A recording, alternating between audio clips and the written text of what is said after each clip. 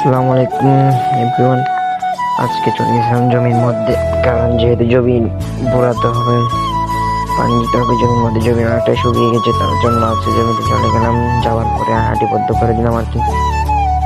হাঁটিবদ্ধ করার পরে যেহেতু পানি একসাথে বোরালে তো জমির মধ্যে দিকে পানি একটু বেশি হয়ে যাবে, দিকে কম হয়ে যাবে, ওই জন্য হাঁটি হাঁটি করলাম। প্রথম জমিতে করা শেষ, তারপর দ্বিতীয় জমিতে চলে আসলাম। এটা হচ্ছে দ্বিতীয় জমি। দ্বিতীয় জমির মধ্যে হাঁটি করে দিলাম সেম ভাবে, কারণ যেহেতু পানি দেওয়ার সময় যদি গড়বড় হয়ে যায় তাহলে সমস্যা।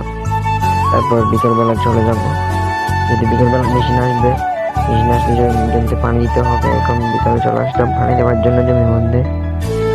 একদম এখানে নদীর এখান থেকে পানি আসতেছে।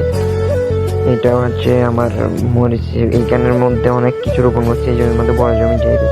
এইদিকে আপনার যেটা খাবার মরিচ কাঁচা মরিচ খায় ওইটা, আর এইদিকে হচ্ছে আমার বাদ বাকি সবগুলো আলু, টমেটো, বেগুন, আবার মরিচ, সব এটা বড় জমি। এখন কমপ্লিট বোরানো শেষ, এখন ছোট জমিতে চলে আসলাম। ছোট জমিও প্রায়